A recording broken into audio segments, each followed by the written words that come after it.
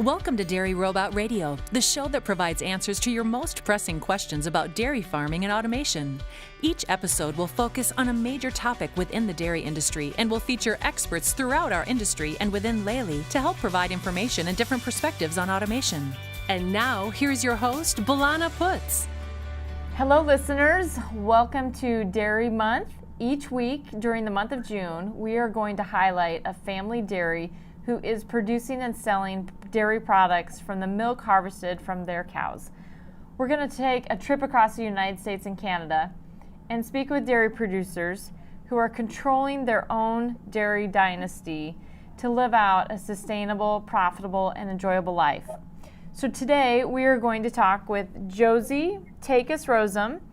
Josie, where are you located? Tell us about your dairy operation. Hi, Bellana. We are located in Ely, Iowa, just smack dab in between Cedar Rapids and Iowa City.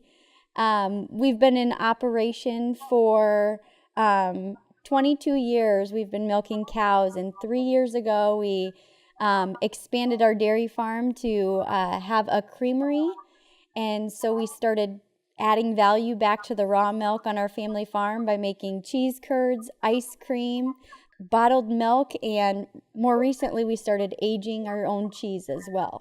So why did you choose to get started with a creamery? You know, when we very first started dairy farming, my dad loved the idea of doing everything from farm to table, and he had no idea what he was doing in the dairy industry. He has no background. He didn't grow up on a farm. He was learning everything as he went. And one of the things that he didn't particularly like about the dairy industry was that the milk price was already dictated by the market, and he had no control over what he was getting. And so having the creamery allows more control over what the farm is making, and that in turn allows the farm to really do some creative and unique things. It allows them to give more back to those animals. And I think that was the biggest reason why we wanted to create the creamery as a way to benefit the farm, so we could create this sustainable way of farming that in hopes will live on for generations to come. Super cool story. So now here we are many years later. Are we a family operation? Do we have lots of hired hands? What's the farming and the creamery operation look like? How do they connect? So my parents are our primary farm laborers. They're the ones that are milking the cows every day, twice a day still. My brother Tyler is on the farm.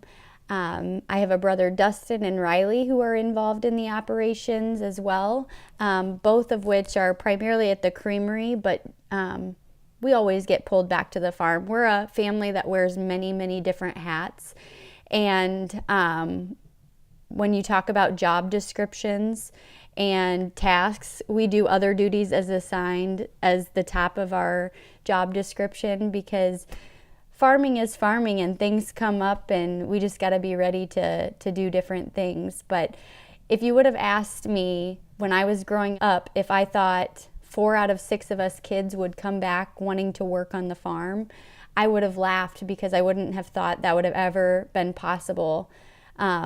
And the fact that we all have the same level of passion and interest and desire to want our farm to succeed and our creamery to succeed is a really cool thing. And I think it speaks testaments to my parents and the foundation and the passion that they've shown and laid for us. Really awesome.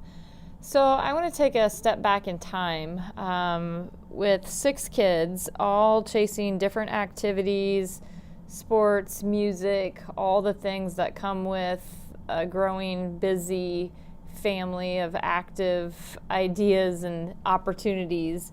Some farm families don't allow their kids to play sports. How did your family manage through the activities?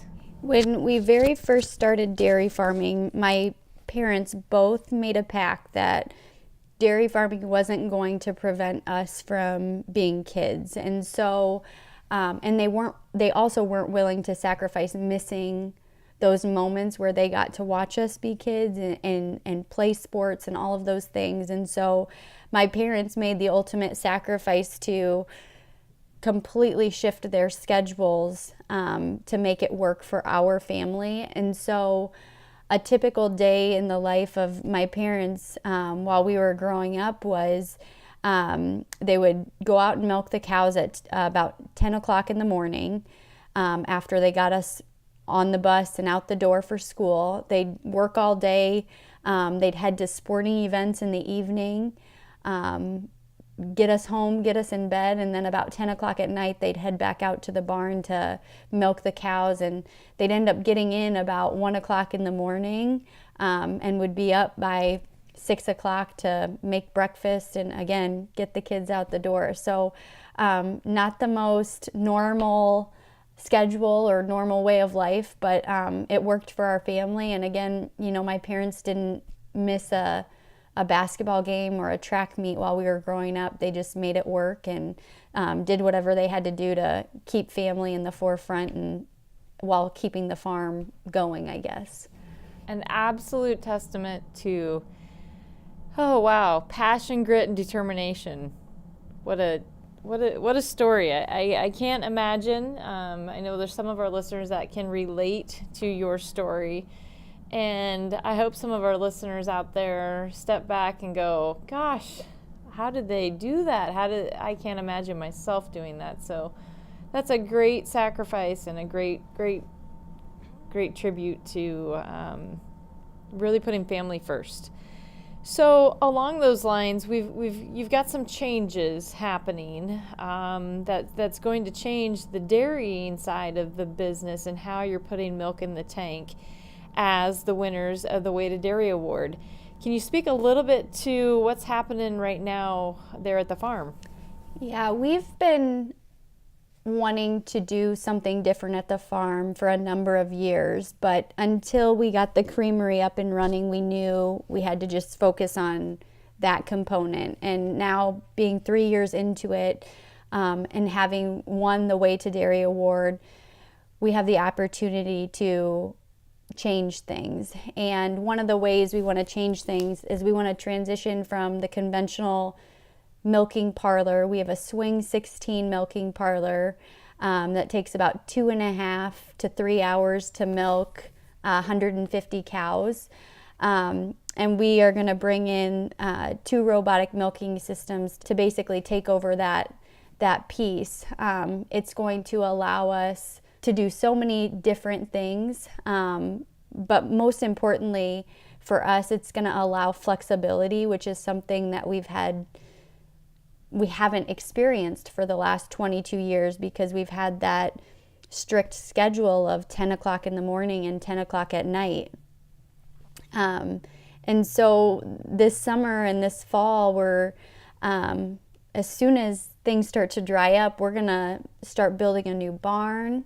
We're going to bring in those robots, a vector feed system. We're going to completely transition how we used to do things. And it's kind of at the perfect timing because my parents both turned 60 this last year, and they've put in a lot of time and energy into the farm. They've laid an amazing foundation, but I think they're ready to start the transition. And my brothers and I all have the passion to move forward with robotic milking. And so this is where it's sort of just serendipitous that we received the award and we're at a point in our business where we feel comfortable making that transition. So we're very excited for the future of our farm over the next year. Yeah, I know we're here pretty excited to see the change take place as well. And when we talk about time management and this weather that we're all enduring here in the Midwest, as we look at the month of June, the number of acres of corn and soybeans planted is not, we're just not where we need to be. And I was at a farm yesterday who is robotic milking, and in his case, he pointed out that he spent 78 hours in a tractor last week and 3 hours in the milking barn because of his robots. And he's like, before we could not have gotten it all done, being just a family operation he says, I don't care if we would have had hired labor, we wouldn't have gotten everything done last week if it weren't for the robots. So good changes to come. But let's talk about the Creamery more, because it's so cool. I'm lucky I've gotten to have visited there a couple times. I have gotten to enjoy the cheese curds and the ice cream and the milk and some of the other Iowa treats there in the retail store. But for those listeners who haven't been to the Creamery, what is the experience going to be like when they open that front door? Well, when you walk into our Creamery, you're walking into a renovated lumber yard. So our facility, we renovated we bought the building 5 years ago, and it took a few years of renovations. But you're walking into a little bit of an older building with a lot of charm.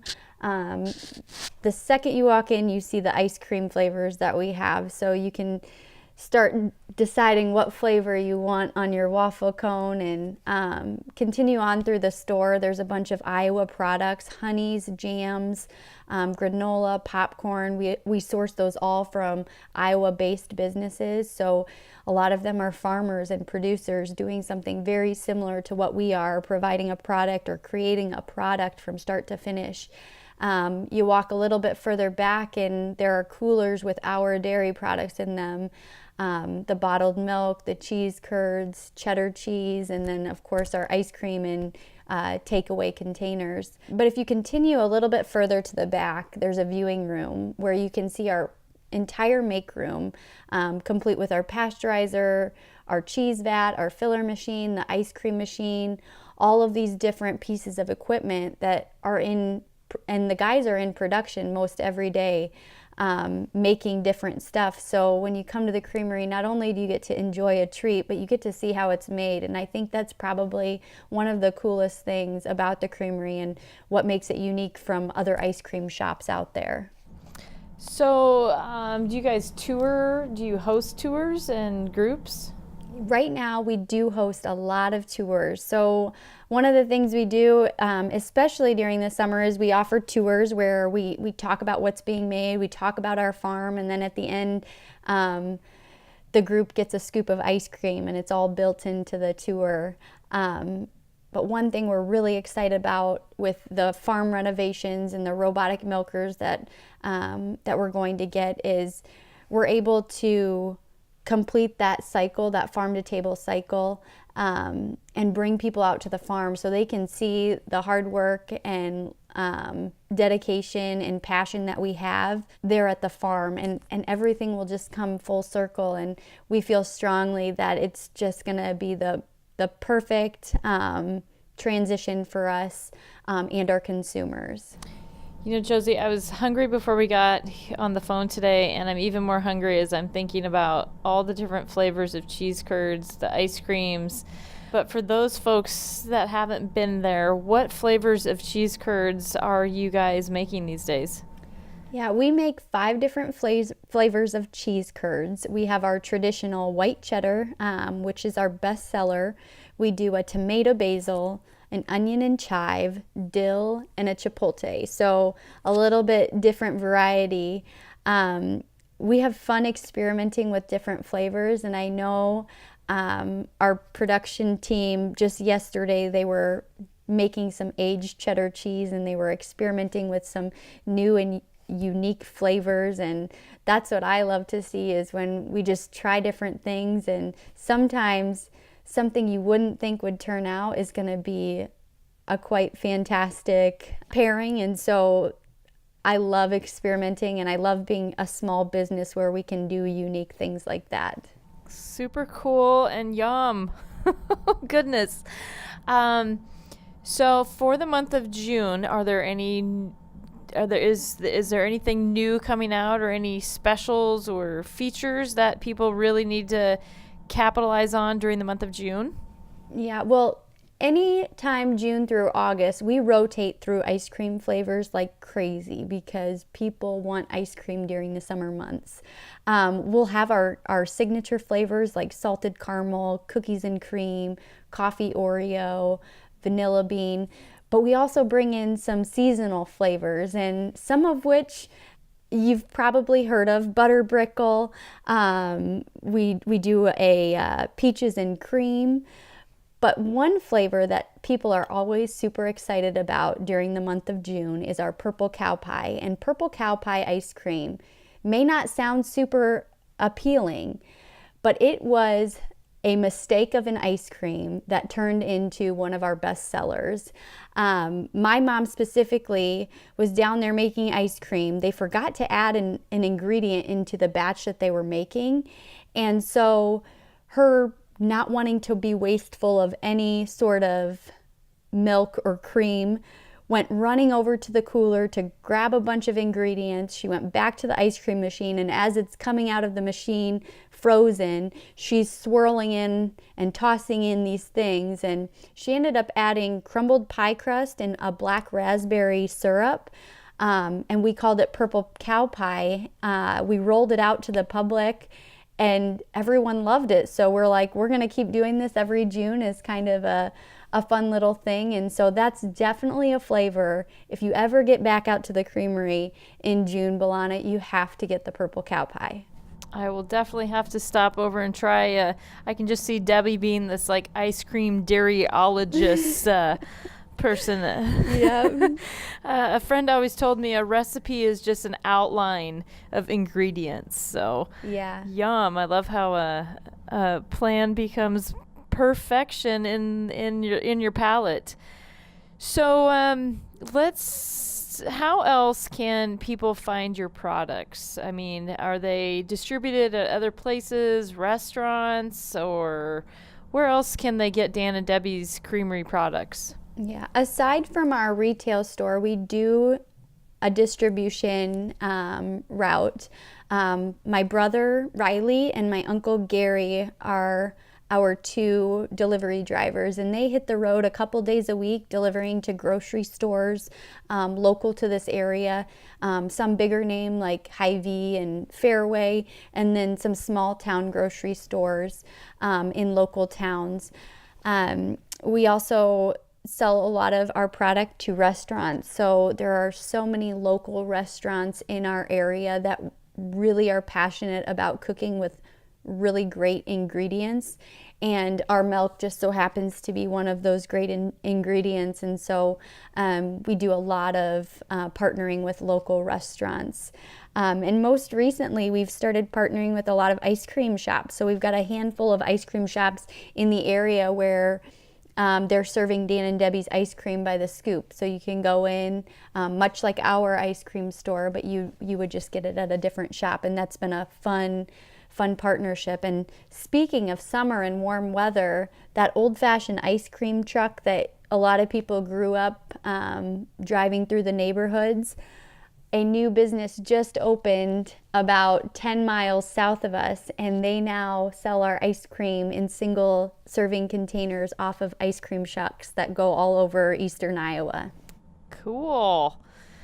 So summer store hours are what? Yeah, this summer we are so excited. June 1st, for the very first time ever, we're opening 7 days a week. We've always been closed on Mondays. It's just a catch-up day, but this summer we're going to open 7 days a week, Monday through Saturday, 10 a.m. to 8 p.m., and then Sundays, 11 a.m. to 7 p.m. So after I go to Sunday morning church, I can stop in and get a sweet treat, and on the way home from the ballpark on Tuesday night, I can stop in for another sweet treat and pick up some curds for tomorrow. Yeah. And gosh, it sounds like a great opportunity for all the kids and parents home for the summer break, looking for something to get you out of the house and do, rather than looking at the electronics. Go for a ride to Ely, Iowa, and check out Dan and Debbie's Creamery, right?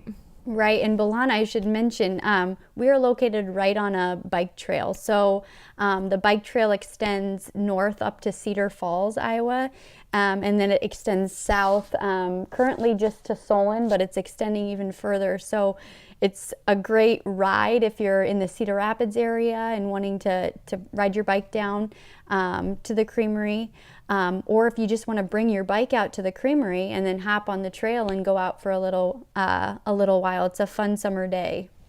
Very awesome. Then us moms won't feel as guilty having that ice cream cone. We're going to burn it off, headed down the road so we can pack up the kids, park at Solon, go for a nice trip up to Ely, stop for a cool sweet treat there at the Creamery, and then head back to Solon, or heck, go further on up to the Cedar Falls, Waterloo area. What a great idea. Great summer outing. So cool.